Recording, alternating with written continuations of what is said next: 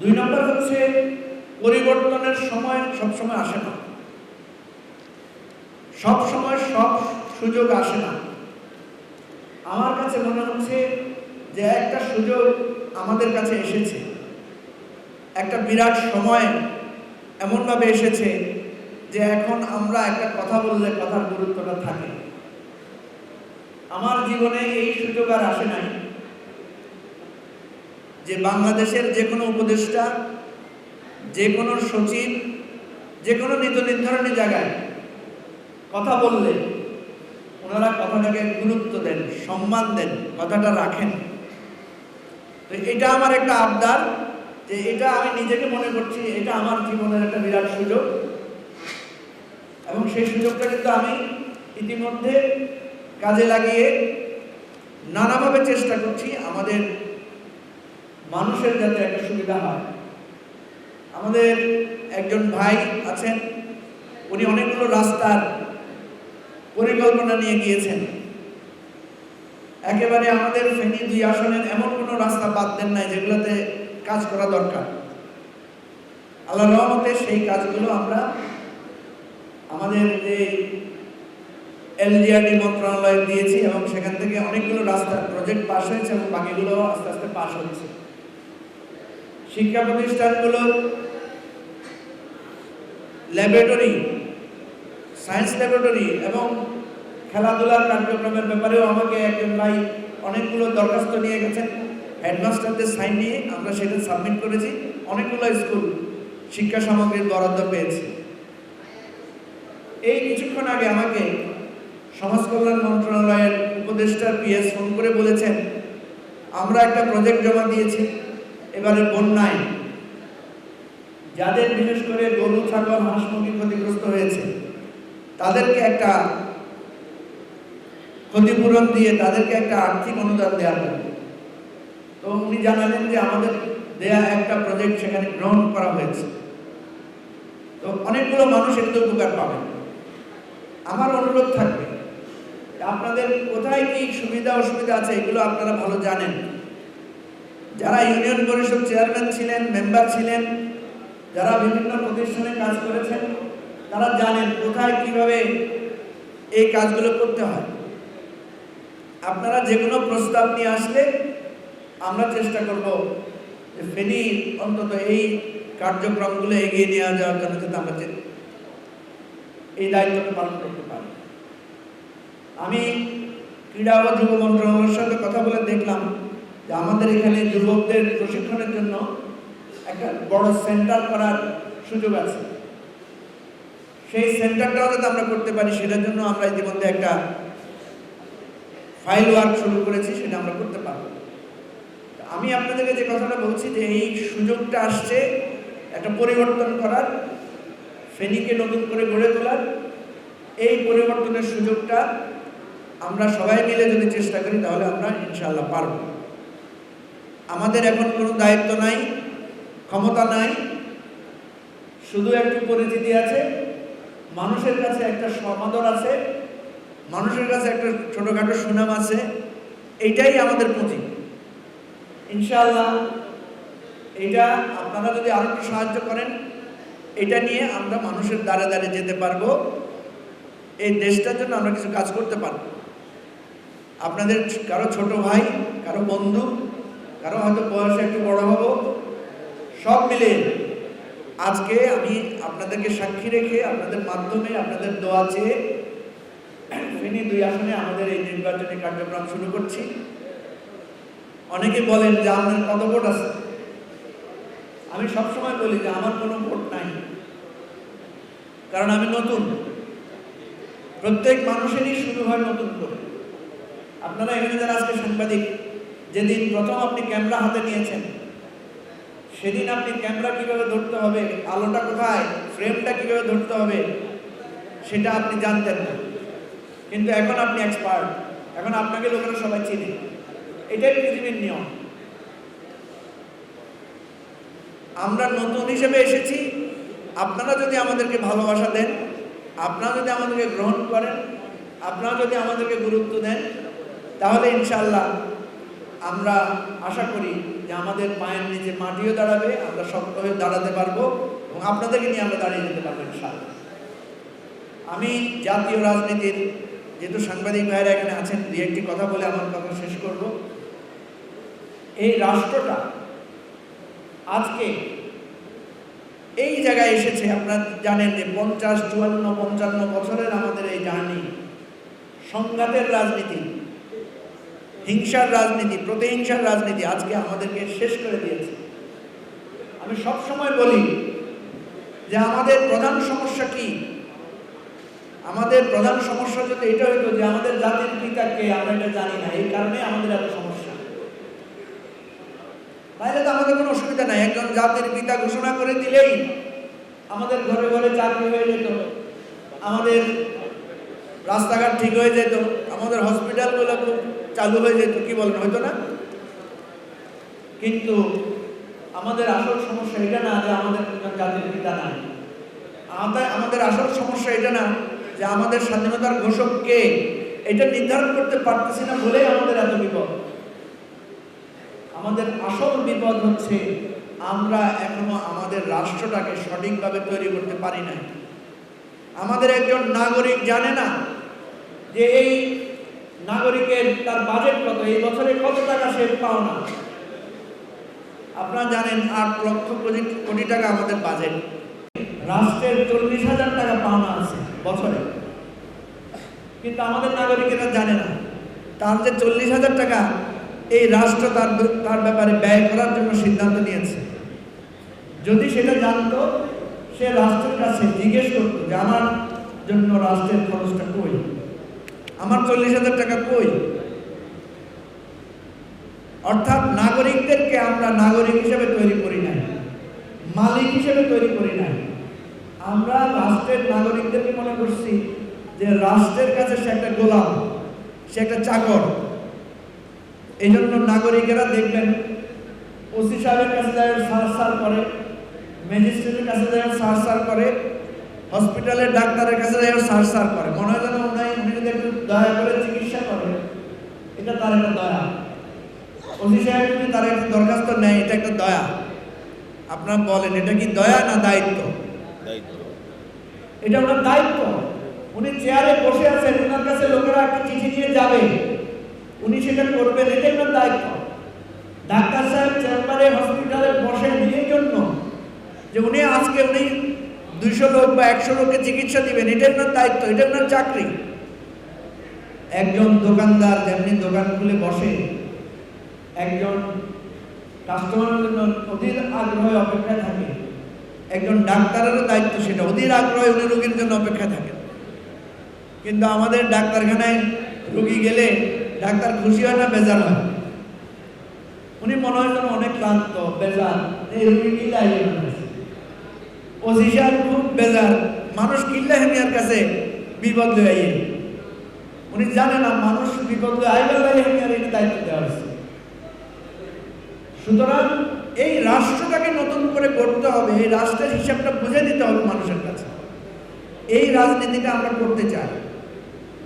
সুতরাং সংঘাত, সংঘর্ষ, জাতির পিতার তর্ক, কে ভারতের দালাল কে পাকিস্তানের দালাল এই তর্ক, কে আলবদর কে রাজাকার কে মুক্তিযোদ্ধা এই তর্ক, কে মৌলবাদী কে সুন্নি কে ওহাবি এই তর্ক, কে নাস্তিক কে আস্তিক এই তর্ক, এই তর্ক আর চলতে দেওয়া উচিত হবে না।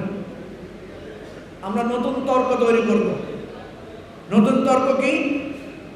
নতুন তর্ক হচ্ছে যে আমার বাড়ির সামনের রাস্তাটা কালকে যতটুকু ছিল আজকে আর উন্নত হয়েছে কিনা, আমার ইলেকট্রিসিটি লোডশেডিং বন্ধ হয়েছে কিনা, আমার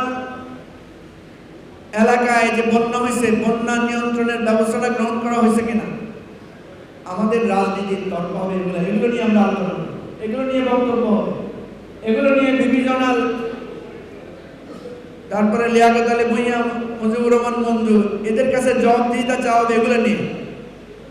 আমনে কোন মার্কা, আমনের নেতা কোন, আমনে কোন মতাদর্শে মানুষ, এটা আমাদের কাছে গুরুত্বপূর্ণ না। প্রিয় ভাই বন্ধুগণ, ফেনীর সন্ত্রাস দূর করতে হলে ফেনীর দুর্নীতি দূর করতে হইলে আপনারা সিদ্ধান্ত নিতে হবে। আপনি যদি একটা খারাপ লোককে নির্বাচিত করেন আর বলেন দেশটা ভালো না কিল্লাই, আমি তো মনে করি খারাপ লোকের নির্বাচন করার পরে ওই লোকের উচিত হবে আগে যদি চাঁদা 20 টাকা হইতো, হেমিয়ার উচিত 39 টাকা চাঁদা বাড়াই দাও। আগে যদি ঘুষ 10 টাকা হইতো, ওই লোককে নির্বাচন করার পরে ঘুষ বাড়ায় 20 টাকা করা দরকার। কারণ এটাই আমরা বারবার তৈরি করতেছি। সুতরাং আমার অনুরোধ থাকবে, এই পরিবর্তনের জন্য রাজনীতিটা আমাদেরকে করতে হবে। সেজন্য আমরা বলছি পরিবর্তনের এখনই সময়। আমরা আপনাদেরকে বলেছি আমরা কি কি করব না, আমরা আপনাদেরকে বলেছি আমরা কি কি করব। আমরা আপনাদেরকে বলেছি আমাদের কোনো ভোট নাই, আপনারাই আমাদের নতুন করে দাঁড়িয়ে যাওয়ার, তৈরি হওয়ার সুযোগ দিতে পারেন। কথা একদম পরিষ্কার। আজকে এই বাংলাদেশকে যারা ধ্বংস করেছে, বিচারকে যারা ধ্বংস করেছে, উন্নয়নের কাজে যারা ঘুষের এবং এই লুটপাটের জায়গা বানিয়েছে, এই রাজনীতিকে আমরা বদলে দিতে চাই। এই রাজনীতিকে বদলাতে হবে। পুরানো রাজনৈতিক দলগুলোকে সংস্কারের পথে আসতে হবে। শুধু ইলেকশনের সময় আসি মসজিদ মাদ্রাসায় আর মন্দিরে ঘোরাফেরা করলে সেই রাজনীতি আপনারা গ্রহণ করিয়েন না। ইলেকশনের সময় এসে বিভিন্ন অঙ্গীকার করলে এই অঙ্গীকারকে বিশ্বাস করিয়েন না। ইলেকশনের সময় এসে অমুকের পায়ে ধরবো, অমুকের কাছে যাব, এই ধরনের কথা বললে আপনারা এগুলোকে গুরুত্ব দিয়েন না। আপনারা অতীত দেখবেন, বর্তমান দেখবেন এবং ভবিষ্যতের জন্য সিদ্ধান্ত নেবেন। এটাই আপনাদের কাছে আবেদন। অনেক ধন্যবাদ। আপনাদের যদি কোনো প্রশ্ন থাকে আমি উত্তর দেব। যে জামাতের এক নেতা বলছেন যে প্রশাসন ওনাদের নিয়ন্ত্রণে থাকবে, উঠবে বসবে। প্রথম কথা হলো, এটা ওনাদের দলীয় বক্তব্য কিনা আমি জানি না। এটা হয়তো একজন প্রার্থীর কোনো একটা জায়গায় বিচ্ছিন্ন বক্তব্য। এটা ওনাদের দলের পক্ষ থেকে আমি মনে করি এটার একটা সুষ্ঠু জবাব দেওয়া দরকার। কারণ আমরা কিছুদিন আগে আমাদের একজন উপদেষ্টা আছেন মাহফুজ আলম, তথ্য উপদেষ্টা, ওনার একটা বক্তব্য শুনেছি। এটা নিয়ে টক শোতে আমাকে জিজ্ঞাসা করা হয়েছে। উনি বলছেন যে ডিসি, এসপি, ওসি এগুলো নিয়োগের জন্য বিএনপি এবং জামাত নানাভাবে ওনারা ভাগ বাটোয়ারা করে নিয়েছেন। আমাদের নির্বাচন যদি এরকম হয় যে থানা, পুলিশ, ডিসি, এসপি কন্ট্রোলে থাকলে নির্বাচন কন্ট্রোলে চলে যাবে, তাহলে আর মানুষের দরকার কি? তাহলে আর জনগণের এই ভোটের অধিকারের আর মূল্য কি থাকে? সুতরাং আমরা মনে করি অতীতের এই খারাপ প্র্যাকটিস এটা দূর করতে হবে। এটা উনি যেটা বলেছেন আমরা এটা তীব্র নিন্দা এবং প্রতিবাদ জানাচ্ছি এবং আমরা আশা করব যে ওনার দল এই ব্যাপারে সুস্পষ্ট বক্তব্য রাখবেন এবং এই ধরনের প্রচেষ্টা এটা কিন্তু নির্বাচনের পরিবেশ নষ্ট করার একটা লক্ষণ। ধন্যবাদ। আমরা এবি পার্টি একটা নতুন দল। এর আগে আমাদের এই একটা প্ল্যাটফর্ম ছিল, সেটার নাম ছিল জন আকাঙ্ক্ষার বাংলাদেশ। এর আগে আমি ব্যক্তিগতভাবে জামাত ইসলামীতে ছিলাম, জামাত ইসলামের সদস্য ছিলাম। দলের সংস্কারের কিছু আলাপ নিয়ে আমাকে দল থেকে বহিষ্কার করা হয়। তো পরে আমরা এই বহিষ্কার আদেশের কারণে আমি রাজনীতি থেকে কিছুদিন অফ ছিলাম। তারপরে আমি একটা নতুন প্ল্যাটফর্ম করি। তারপরে আমরা এবি পার্টি গঠন করি 2020 সালে। আর ভাই যেটা বলছেন আমরা কিন্তু পরিষ্কার করে বলছি যে এই যে টেন্ডার কীভাবে করতে এগুলো আমরা আসলে জানিও না ভালো করে। ঠিক আছে, আমাদের অভিপ্রায় এবং অঙ্গীকার হচ্ছে যে এই জাতীয় সিদ্ধান্ত যার যেখানে হওয়ার, যার যেখানে কর্তৃত্ব সেখানে হবে। এটা কোনো কারো ড্রয়িং রুমে, কারো পার্সোনাল রুমে এগুলো হবে না। এটা অত্যন্ত স্পষ্ট উচ্চারণ, ব্যাস, এটাতে আর কোনো কথা নেই, ফুল স্টপ। ধন্যবাদ। পরিবর্তন একদম বড় ধরনের কিছু হয় নাই, কিন্তু কিছু ছোট ছোট পরিবর্তন হয়েছে। প্রথম হলো আপনাদের মনে থাকার কথা, আমরা রমজানে একটা ইফতারের আয়োজন করছিলাম এই হলে, কিন্তু করতে পারছিলাম না, করতে পারি নাই। আমাদের ইফতার করতে দেওয়া হয় নাই। আমরা এটা বুকিংও দিছিলাম, পরে মালিক সাহেব আমাদের কাছে ক্ষমা চাই, বলছে যে এটা বাতিল।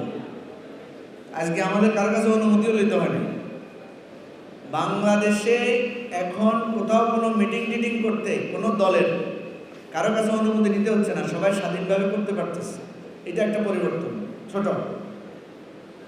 এর বাইরে পরিবর্তন যেটা দরকার সেটা আসলে ভাই যেটা বলছেন সেটা আমরা এখনো অনেক দূরে আছি। পরিবর্তনের জন্য আমরা কিছু মৌলিক জায়গা ঠিক করছি। যেমন আপনারা জানেন যে আমরা একটা সংস্কার কমিশনে অনেক আলোচনা হয়েছে না, গোড়ায় আমরা কিছু পরিবর্তন করছি। সেটা কি, প্রধানমন্ত্রী যিনি থাকবেন উনি 10 বছরের বেশি থাকতে পারবেন না। ইটস এ গ্রেট চেঞ্জ, যেটা আপনারা টের পাবেন পরে। অতীতে যেটা হয়েছে যে মরণ পর্যন্ত প্রধানমন্ত্রী যিনি হবেন উনি থাকবেন। 1 নাম্বার পরিবর্তন, যেটা আপনারা ভবিষ্যতে বুঝবেন এটার কনসিকুয়েন্সটা কি হয়। 2 নম্বরে আমাদের এখানে যে নিয়োগগুলো হতো, পিএসসি, নির্বাচন কমিশন, তারপরে এরকম কিছু সাংবিধানিক প্রতিষ্ঠান আছে, দুর্নীতি দমন কমিশন, এরকম 8-10টা প্রতিষ্ঠান আছে যেগুলো প্রধানমন্ত্রী নিয়োগ দিতেন। এখন আমরা বলছি যে প্রধানমন্ত্রী একা নিয়োগ দিতে পারবেন না। প্রধানমন্ত্রী বিরোধী দলীয় যিনি থাকবেন নেত্রী বা নেতা, একটা কমিটির মাধ্যমে এটা নিয়োগ দিবেন। এগুলোর ফলে যেটা হবে, ভবিষ্যতে দেখবেন দুদক মন্ত্রীদেরকে তলব করতেছে। আগে আমরা দেখতাম দুদক খালি বিরোধী দলের লোকদেরকে তলব করে, সরকারি দলের কারোর হাত দেয় না। এবারে দেখবেন সামনে যদি এটা ওয়ার্ক করে ঠিক মতো, ক্ষমতায় যারা আসে যদি তারা এটা মানে, তাহলে দেখবেন এটা চেঞ্জ হয়ে গেছে। পিএসসিতে দেখবেন প্রশ্ন ফাঁস হয়েছে না, বহুত রকমের দুর্নীতি, এগুলো কমে আসে। এবং দুদক যদি স্বাধীনভাবে কাজ করে, নির্বাচন কমিশন যদি স্বাধীনভাবে কাজ করে, এগুলো অনেক চেঞ্জ হবে। তো আমি অনেক লম্বা কথা না বলার জন্যই ছোট করে বলছি, আপনারা সবাই খুব সচেতন। পরিবর্তন অনেক কঠিন কাজ, শুরু হয়েছে। সামনে যারা ক্ষমতায় আসবেন, যেই আসেন, তারা যদি এই পরিবর্তন, তারা তো সাইন করছেন তাই না, এগুলোতে করছেন তো, তারা যদি এটা মেনে চলেন, বিশ্বাস করেন আগামী 5 থেকে 10 বছরে আপনারা নতুন কিছু দেখতে পাবেন। সেদিন আমি দেখছি একজন লোক, উনি সুপ্রিম কোর্টে একজন সিনিয়র লয়ার, উনি টক শোতে বলতেছেন ডক্টর ইউনূস একটা মিথ্যাবাদী, ডক্টর ইউনূস একটা প্রতারক, এই ধরনের কথা বলছেন। বলার পরে ওনারা একটু পুলিশে ধরে লেগেছে, নিয়ে যায়নি। কিন্তু উনি যদি এটা বিএনপির প্রধান বা জামাতের প্রধানের বিরুদ্ধে বলতেন, দেখতেন ওনার বিরুদ্ধে গালিগালাজ করে বহুত কিছু হয়ে যেত। তাহলে এটা তো একটা পরিবর্তন। ওদের সরকারের যিনি প্রধান, ওনার পাবলিকলি মিথ্যাবাদী প্রতারক ডাকতেছে, তাও অসুবিধা হইতেছে না, বলতে পারতেছে। তো এই ধরনের ছোট ছোট অনেকগুলো পরিবর্তন আছে, কিন্তু ওই পরিবর্তনে মানুষের খুব বেশি ফায়দা নাই। মানুষের পরিবর্তন হলো রাস্তায়, মানুষ পরিবর্তন চায় বাজারে, মানুষ পরিবর্তন চায় অফিসে যায় ঘুষ দেওয়া লাগে কিনা। আমি আপনার সাথে একমত, এখানে পরিবর্তনটা এখনো আসে নাই। এই পরিবর্তনটা আমাদেরকে আনতে হবে। এটার জন্য ইনশাল্লাহ আমরা নতুন আইডিয়া, নতুন চিন্তা আমরা করতেছি, আপনারা সামনে পাবেন আশা করি। 2টা কথা, ইলেকশন হবে কিনা এটা নিয়ে অনেক সংশয় আছে। আমি কয়েকটা জায়গা থেকে সংশয় দেখি না। সরকারের যারা উপদেষ্টা এবং প্রধান উপদেষ্টা সহ আছেন, ওনাদেরকে আমরা দেখছি ওনারা সিরিয়াসলি আন্তরিক ইলেকশন হওয়ার ব্যাপারে। বিএনপি বড় দল হিসেবে আমরা দেখছি বিএনপি খুব সিরিয়াস। সেকেন্ড বড় দল হিসেবে জামাতকে আমরা দেখতেছি, জামাতও খুব সিরিয়াস প্রচার প্রচারণা চালাচ্ছে। কিন্তু সরকারের যে আইন শৃঙ্খলা রক্ষাকারী বাহিনী, এদের একটু দুর্বলতা এখনো আছে। ইলেকশন হওয়ার ব্যাপারে সংশয় নাই। ইলেকশন সুষ্ঠু হবে কিনা, সুন্দরভাবে হতে পারবে কিনা, এটা নিয়ে সংশয় আছে। আমরা তো চাচ্ছি, আমি সেদিন একটা প্রস্তাবও দিছি যে শেখ হাসিনা এসে উনি যদি আত্মসমর্পণ করেন, তাহলে উনি কিন্তু এখানে আপিল করতে পারবেন ওনার মামলাটা। তাহলে উনি এসে আপিল করে ওনার মামলাটা উনি সঠিকভাবে, যারা বলছেন যে বিচারের ত্রুটি বিচ্যুতি আছে এটা দূর করে উনি এখানে কন্টেস্ট করুন। উনি আত্মসমর্পণ করে উনি আইনগত সুবিধা নিয়ে এই বিচারটাকে উনি ফেস করুন, নাম্বার 1। এইটার জন্য আমি একটা প্রস্তাব দিচ্ছি, প্রয়োজনে আওয়ামী লীগের নিষেধাজ্ঞা প্রত্যাহার করে আওয়ামী লীগের নির্বাচনে অংশগ্রহণ করুন। 2টা শর্ত, শেখ হাসিনা আসবে, আদালতে আত্মসমর্পণ করবে, আপিল করে ওনার বিচারটা উনি কন্টেস্ট করবে, আর আওয়ামী লীগের নিষেধাজ্ঞা যেটা আছে ওটা প্রত্যাহার করে আওয়ামী লীগকে নির্বাচনের সুযোগে অংশগ্রহণের সুযোগ দেওয়া হবে। আমাদের যে আমাদের এই নিরাপত্তা উপদেষ্টা গেলেন ইন্ডিয়ায়, কালকে রাত্রে ওনার সাথে আমার একসাথে আমরা রাত্রে ডিনার করছি। ওনাকে আমি বলছি যে এই 2টা আপনি দেখেন নেগোশিয়েট করতে পারেন কিনা, তাইলে আমাদের 2টা জিনিস আমরা বেঁচে যাব। একটা হচ্ছে শেখ হাসিনার বিচার নিয়ে আর কোনো সংশয় থাকবে না সারা দুনিয়ার পৃথিবীর, যে আমরা যে একটা গণহত্যার সঠিক বিচারটা করছি এটা করতে পারবো। 2 নম্বর হচ্ছে এবারের ইলেকশনটা সারা যে খুঁতটা আছে এই খুঁতটাও দূর হয়ে যাবে ইনশাআল্লাহ। আমরা এটা পার্সু করবো, দেখা যাক এটা কতটুকু আগায়।